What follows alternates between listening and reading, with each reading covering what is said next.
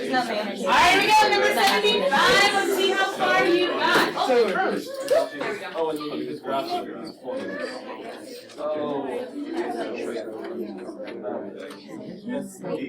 Take a deep breath. It's fine. You can do it right The thing just disappeared. Hold on.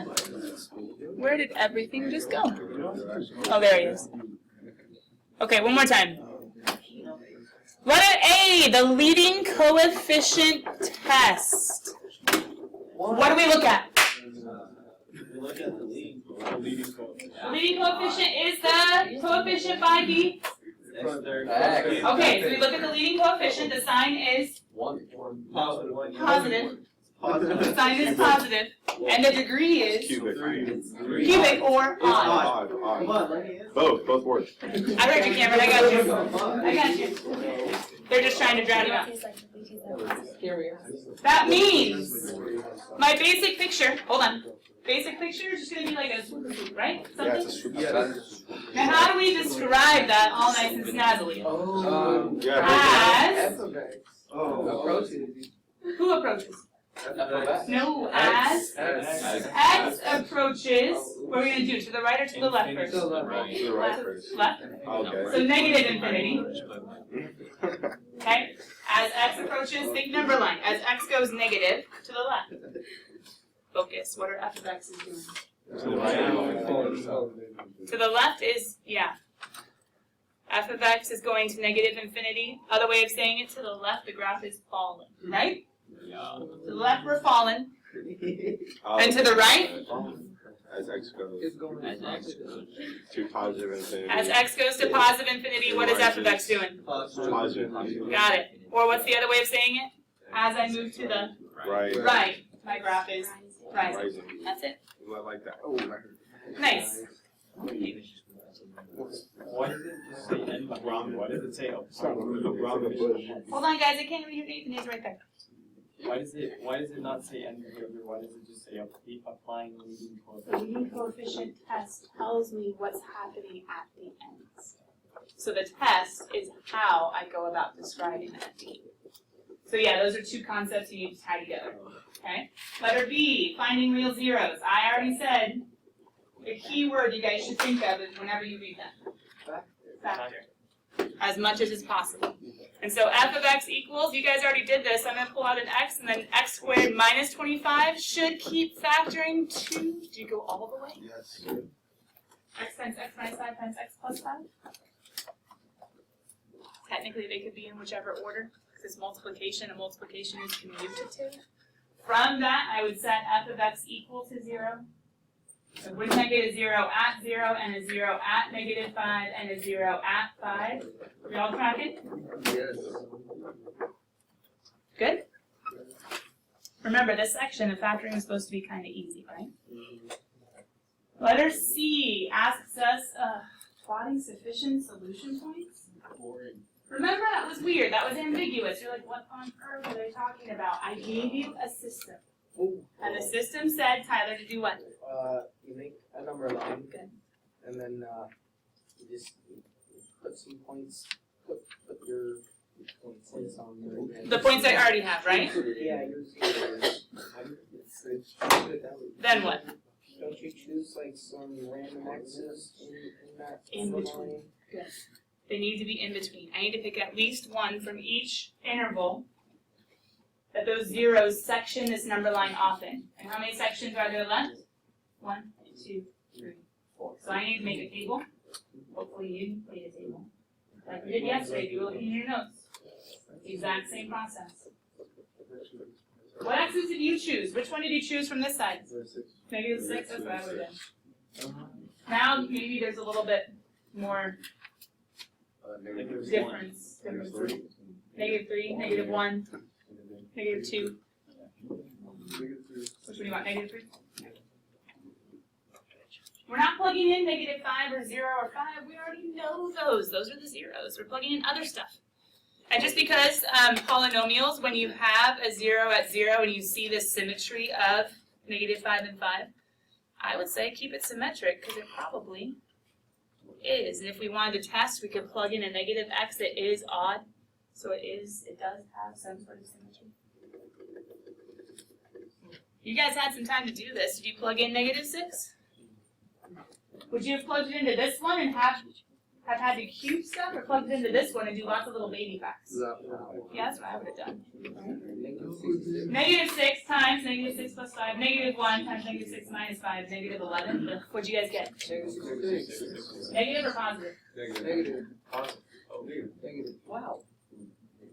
Does that make sense with what I already kind of think my graph looks like? Yeah. Yeah. As I go left, it should be going really far down. -3 when I plug in, what'd you get? 48. Positive 48? Negative. Positive. I think it should be a negative. Could be a positive though. Hold on. -3, that's a negative. That's a positive. That's a negative. Oh, no, you're right. It is positive. This graph is going all over the place. Let me guess. At +3, is it -48? Correct.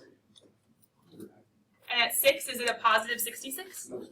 How do I know that the signs are going to switch? It has odd symmetry. What's down here is going to be up, and what's up is going to be down. Did you guys go ahead and start graphing stuff? Did it look something like that? Something like that?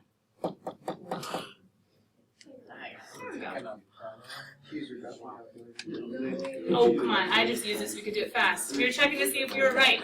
It keeps blinking. However, is this a 10 by 10? Oh, no, it's not. How do I know it's not a 10 by 10? Because if I go 10 to the left, it's going to have to go really far down, right? So if I look at my different values, it seems to happen at 2.5-ish. We would have gotten this 0. Pretend that was an actual 0. We would have gotten this 0, this 0, this 0. We would have gotten -3. We would have gotten that point. We would have gotten probably this point-ish. We would have gotten +3, this point. Now, would we have connected those perfectly? Probably not, but wouldn't we have been stinking close, right? It would have probably gone something like this. We might have been a little too short, but man, we're close, right? You get the idea that we have really high values, really low values, and then put them all together and we're done. Remember, is this section about being perfect with the graph? No. No, what's it We about? don't know calculus. Yeah, we don't know calculus yet. But it's about having an idea. An idea. Can you really hear if someone says un or Anyway, let's keep going. Oh no, not yet. What do we have to still do? Alright, spirals. Turn to the front, color pens out. Let's go over the evens. Homework number 12. I was trying to double check I had the right answers.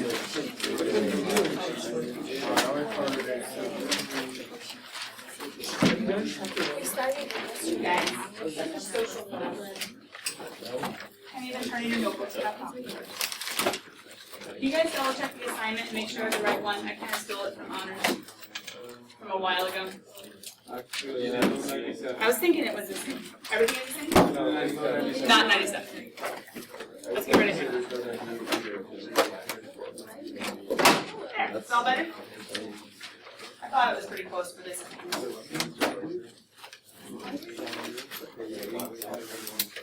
Alright, let's focus on in, let's quiet on down. We have our colored pens, we're ready to grade. Remember, I grade on your grading, so let's make sure we're doing it. But, if you're absent, if you're gone, etc., this grading is also in the notes or the YouTube video online, so you can always go back and grade. That way you don't miss points from being gone, right? Okay, here we go. Number 8. Oh, let's get rid of that. Don't need it anymore. Intermediate value theorem. Intermediate value theorem. What was the example I used yesterday to try to explain the intermediate or the in-between value height theorem? No one remembers? The very end of class? Growing height, right? If I was 2 feet, now I'm 6 something, then I must have been 4 something at some point. Okay. Anyway, number 10.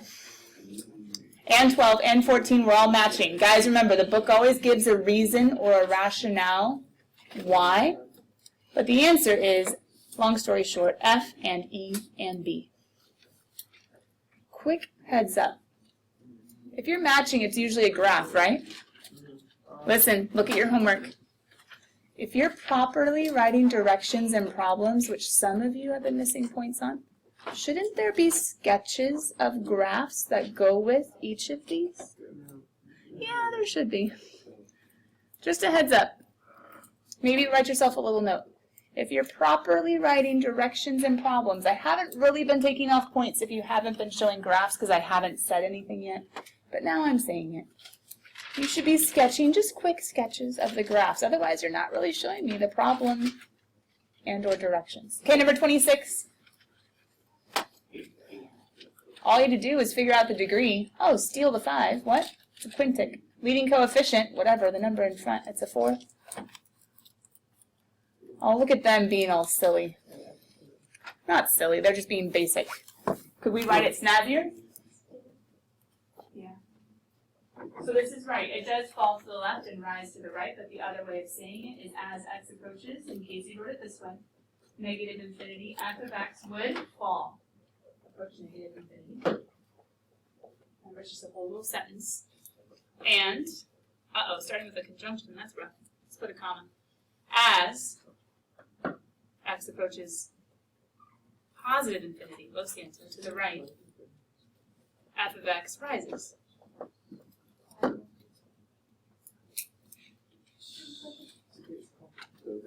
I didn't. You're off it, lady. Can we focus on what's important? As x approaches negative infinity, f of x approaches negative infinity. As x approaches positive infinity, f of x does as well. Number next one. 4. 3/4 rise to the left and rise to the right. The most common mistake, I think, in this homework, did you get the 3 and the over 4? Where did the over 4 come from?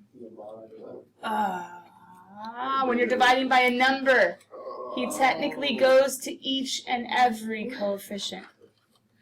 I'm sure we'll work more with that in the future. But dividing by 4 means every term is divided by 4. So the true coefficient would be 3 over 4. A little bit of a struggle on that one. But it rises to the left, falls to the right. Number 36. A, final answer. Remember, check the answers first, then the work. Plus or minus 9.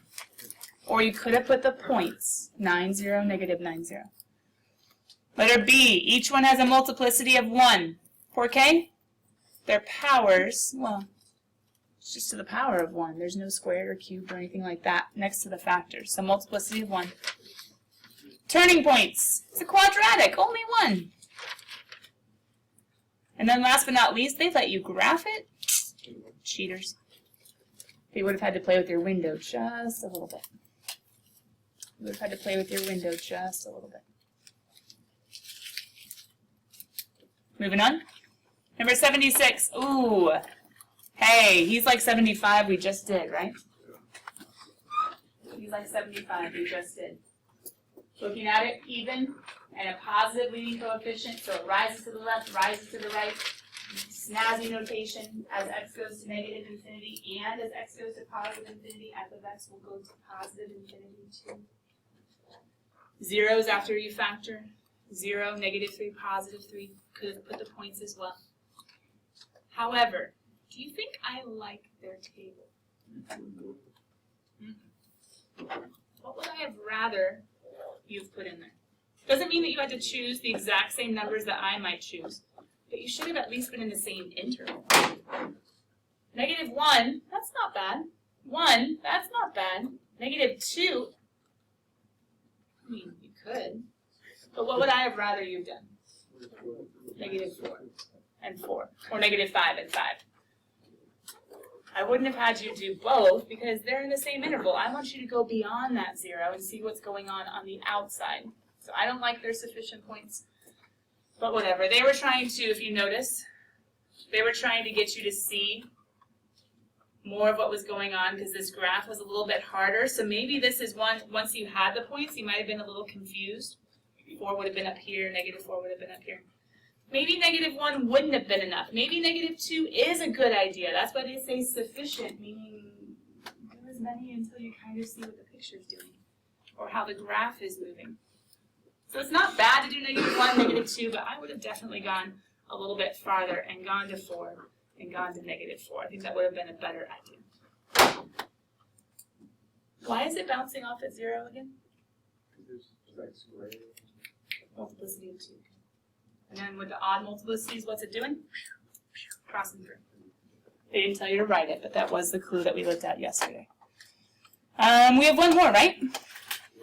94?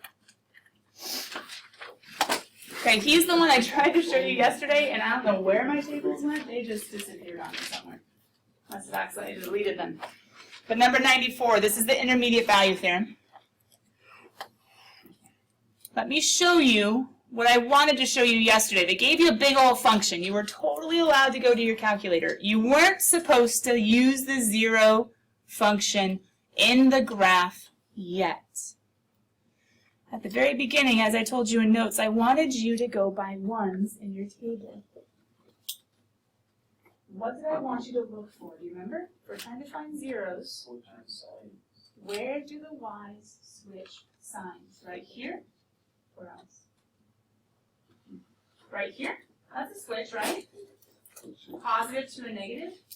Where's one more switching sign? 10 and 11. Good. What does that mean? Wherever we have a switching sign, there's going to be a 0 in between. There's going to be a 0 in between. And there's going to be a 0 in between. 5, 6, 7. Oh, I knew it was down there, isn't it? Lame. How do I circle 6 and 7? Half circle. Big circle. What do you do? Anyway, I know it's awkward. But do you guys see the idea? So then as we scroll up, forgive me, the circles are going to follow. Does it make sense why they have 0, 1, 6, 7, 11, 12? Wait, 11, 12? Are they right? No. Is it between 11 and 12? No. Not according to this table. So either their table is wrong, or their answer is wrong. Who graphed this? What was the actual 0 in between somewhere, 10 to 12? Was it 11.5? Did you find the 0? No, you all hated this one, so you skipped it until today because it was in the Wait, I was asking. It was 11.5? Their table's wrong.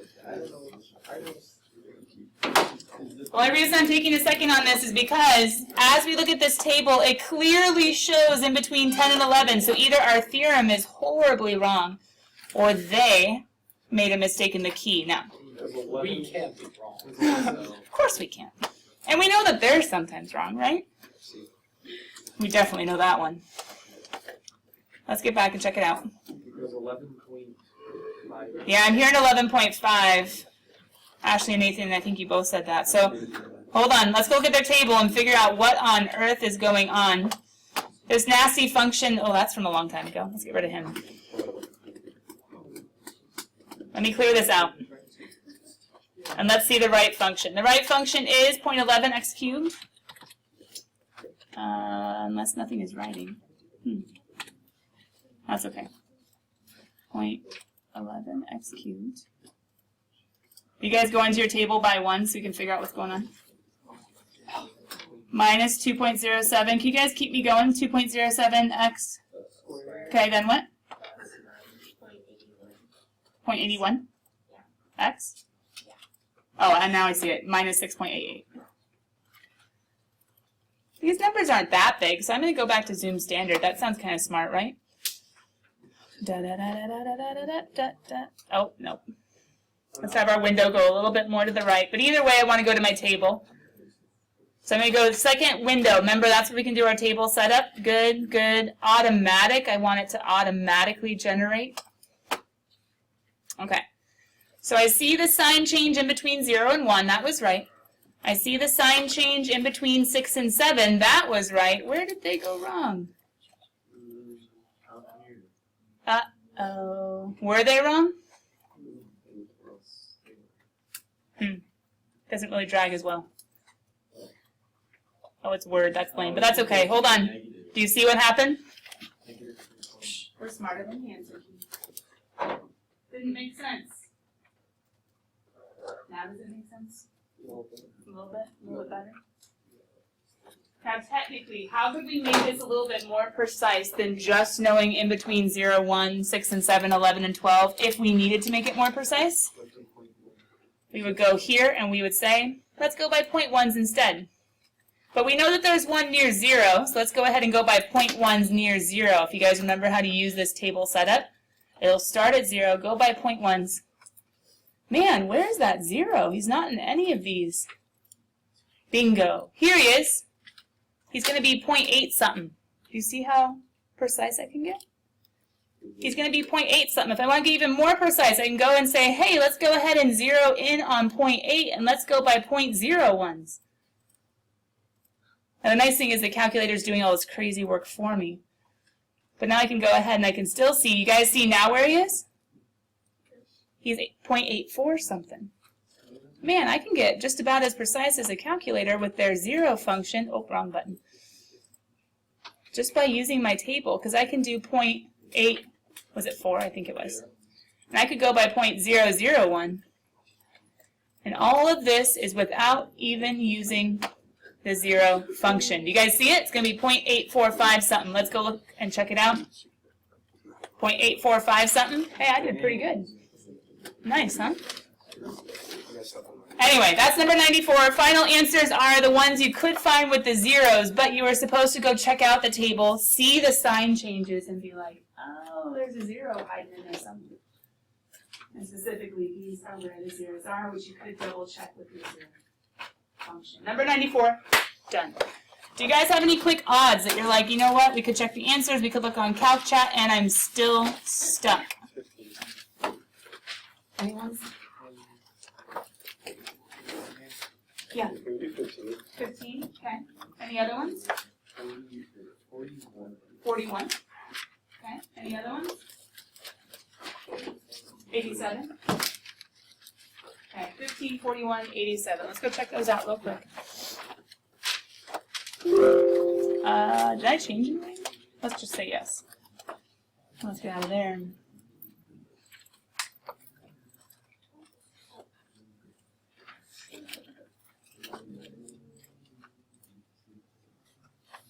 Now, kiddos, with the start of a new grading period and with you guys having gotten used to me a little bit more, my getting used to you a little bit more, not starting in this homework, but probably starting in the next one, section 2, 3, we're going to start doing when people have questions on odds or maybe even evens, not understanding what's been shown, so we can go a little bit faster. We'll start getting volunteers up on the board for participation points. And you guys can earn participation points just by having tried the homework and maybe figured out some problems that other people had questions on. But that starts next homework. For right now, number 15 was the first question that we had.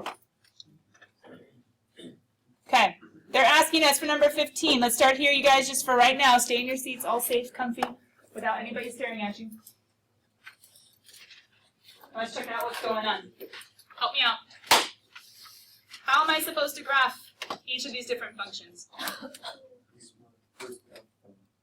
First, graph x cubed. That's a great idea. And remember, x cubed, doesn't he have some special points I could use, like 1, 1, 0, 0, negative 1, negative 1. If you want to keep going, you could go to 2, 8. It gets a little intense after a while, but either way. Okay. Everyone help me out. Review. What happens if there's a -4 on the inside? Horizontal shift to the right. So we would just take each of those points and we would move them all over. Move this one over 4, that one over 4, that one over 4, etc., and sketch it. Okay. Is that cool? Yeah, I just want And to then we see can something. continue. So I would review 7. 7 sounds right. Because 1.8 was compositions and F minus G and all that stuff. All right, so that's 15. Then we had number, I think, 47. Oh, was it 41? Did I get it wrong? 4187. Thank you, thank you. Switch my 1 on my 7. Ooh, he's one of the ones we just did. So we're not going to go through everything, but let's just go through some of the key things. And number 41, look at the leading term. What's the picture look like? Swoopy swoop, somehow, right? That would be the leading coefficient test. Talk about it rising to the right and falling to the left. How do you guys factor number 41? Take out 3x. Take out a 3x. That's a good idea. When I pull out a 3x, I would have an x squared minus 4. Check it. Is that right? Oh no. What's wrong? Don't say it can't. Just we don't like it. You shouldn't. Well, we're supposed to find our zeros. And one of them is easy, right? Doesn't this one make x equals 0? Yeah, plus 3. But all of you are a little stumped because can we factor that one? No. We could complete the square. Or just get really good at your quadratic formula so that you can say something to the effect of x equals negative b plus or minus square root b squared of 16 minus 4ac All over 2. all over 2a. Now, I know it's all hidden in my directions, but long story short, I get 4 plus or minus the square root of 12 all over 2. Hey, I could make that 2 root 3. Think about it. Anyway, could I find him as a decimal and actually get a couple more zeros in there? Yeah. Yes. Is there any other way to do it? Wait, Not unless you complete the square. when you, if you were to complete the square, and you like put your. You would only be 4 looking on the inside. What? So you would kind of like just rewrite the quadratic and you would just be working with him, not with the 3x. Oh, so you wouldn't like when you bring it on the outside, you wouldn't multiply by Right. 3x. Does that make sense? Because you're just trying to factor, or you're just trying to deal with the inside and finding his zeros of completing the square. Ashley, What was that formula that you used? quadratic. David. Why wouldn't you do multiply by 3x? Because it's in the outside. Oh, because remember when you find the zeros, you separate these two. Oh, yeah. And so this one, 3x equals 0, we've already dealt with him. This one equal to 0, we're just using completing the square for only that one piece. Does that make sense? And then guys, once you've found those zeros with the quadratic formula, then you would have gone to your number line, picked a few solution points, plugged into the table, and been done. Number 87, he's our last one that you guys were asking about. Oh my goodness, he's the same thing. Ish. But what's nice about 87? Oh, come on, they already did It's already what? factored. They already factored it, the whole thing. What are your zeros? Well, first of all, what's your leading coefficient test? Do we have to really FOIL this whole thing out to figure it? Yes. No. It's No. Look. Quadratic. It's Look, Four. isn't the leading coefficient going to be the t to the highest power? So if we were to multiply everything out, wouldn't the highest thing from a squared be a t squared? Yeah. And what's the highest thing from this one? 2 squared. Another t squared, and a t squared, and a t squared is a t to the... 4. It's a 4th degree polynomial, just all factored out. And what's his leading coefficient going to be? -1. T squared times t squared is t to the 4th times -1/4. Hey, hey! I have that a is less than 0, and I have a 4th degree polynomial, so I know it's going to look something like swoop.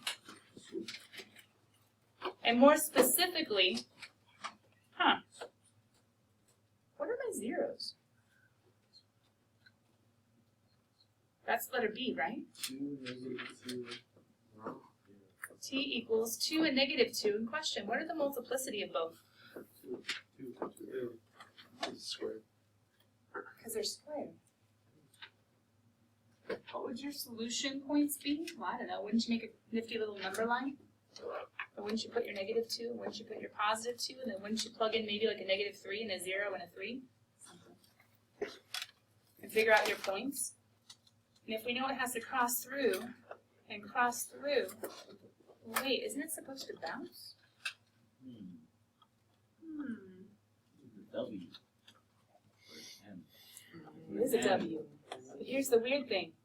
It has to come down and then go back up without hitting, because if it did hit, wouldn't that be another 0? Yeah.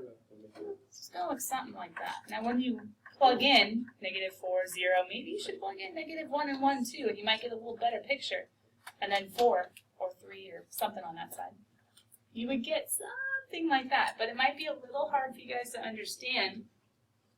But wait, does that bounce off -2 or 2? Goes too far. Huh. Put them in your grapher. Let's see what's wrong.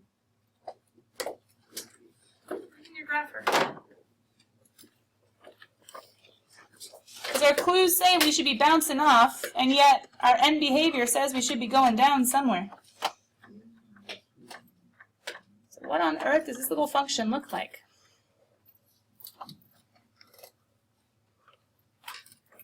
We're close, but we're still just a little bit off, and I think as soon as you see the picture, it'll make a little more sense. Do you see it? My picture was almost right, but I didn't bounce off. How do you bounce off?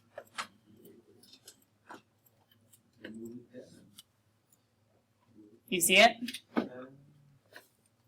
My picture was close, but I should have known, oh, it can't cross through. It has to bounce off. So instead of going above, and once again, if we had actually graphed our points, it would have helped because it would have gone ahead a bit closer. Okay, we're done. We're done. Section 2.3. We have to at least start it. The nice thing is, some of you might actually like it. Here we go. I'll update the board as you guys start taking notes.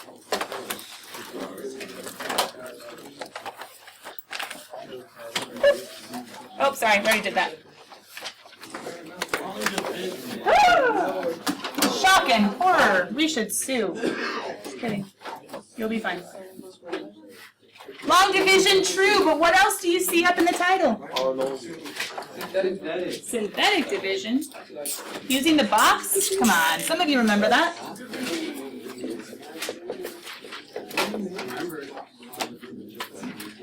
Maybe not remember, but remember using it. Let's say that. Is that better?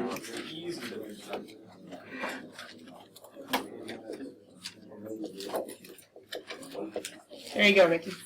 Ooh, that Friday's gross. Hold on. Let's do Friday. What's that?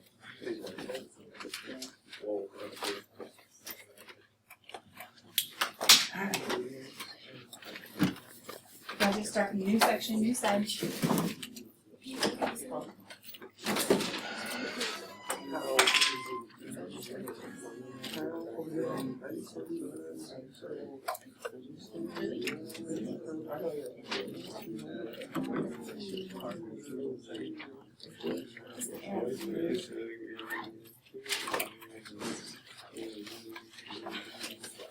Long division, synthetic division.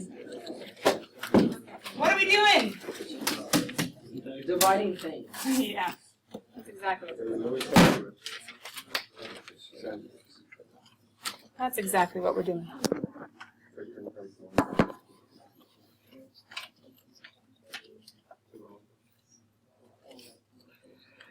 Now, here's the crazy thing. Question. Is y1 a polynomial?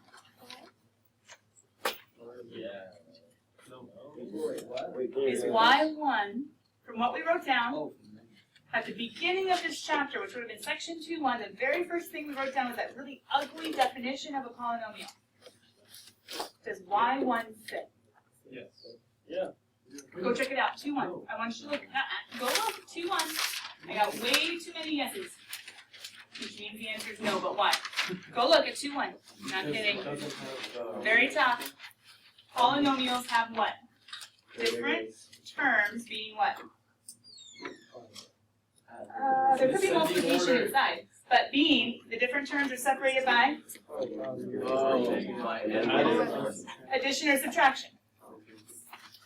What's going on in y1? Addition and subtraction, but there's also what? Division. Now in homework, you guys had one with division, and it was over a 4. It was still a polynomial because it was only being divided by a number. But y1 is actually being divided by another polynomial. See? So it's not one polynomial, it's the division of two polynomials. Snazzy name for it is a rational function. We'll talk about it another day. But if it's not a polynomial, why is it in this chapter? These tools that we're going to use, that we're going to practice, that we're going to get really good at, section 2.3 is going to help us, they are going to help us, I should say, when we get into section 2, technically 5.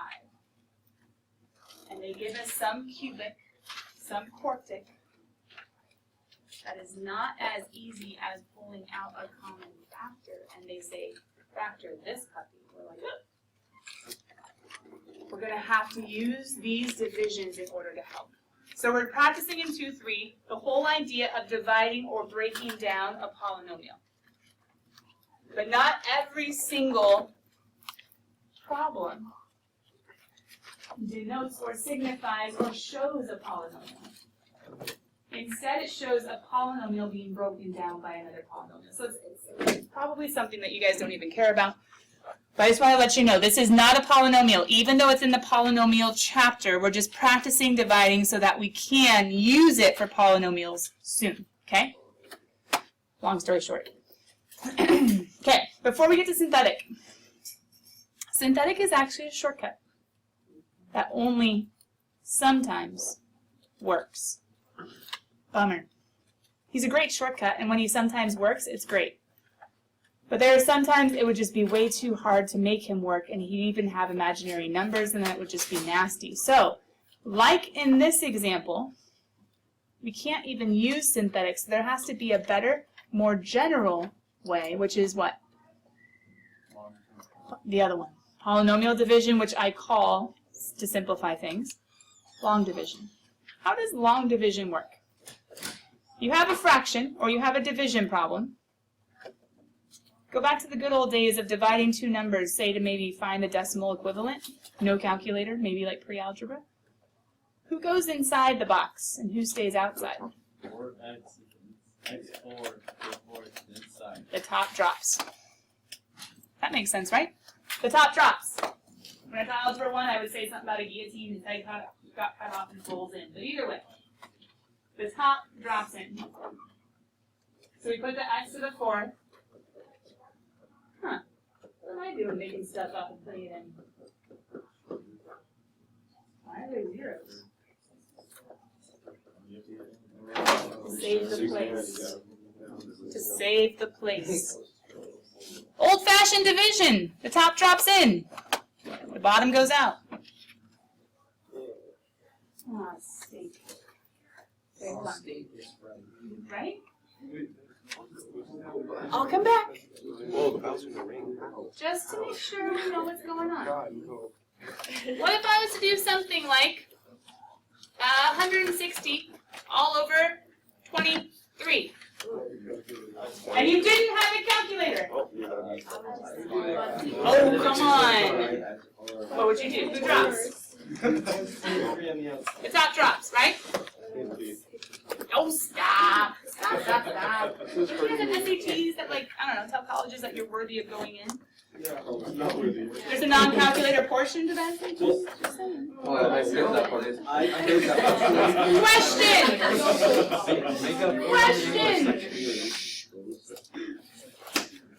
How do we start? Think about 23 or think about 20? Think about 20-ish, right? And say 20-ish goes into 1. Nope, 20-ish goes into 16. Nope, 20-ish goes into 160. 8-ish times? You can see if that works. 8-ish is actually going to be a little too high because of the 3. So we'll go 7-ish instead. We multiply. We could say distribute. 7-ish is too high. But a quick reminder of division. We distribute, we multiply, and then we subtract. So when we get to here, we say, hey, how many times does x squared go into pause? X to the 4th? And then we distribute plus 5x, line it up. Oh, I think. But division, don't you subtract down? So then, how would we keep going? Just like we would with a normal division problem. problem. Keep going. We'll do this tomorrow. Bye, cool kids. See you later. Jason telling you about. Oh, shoot.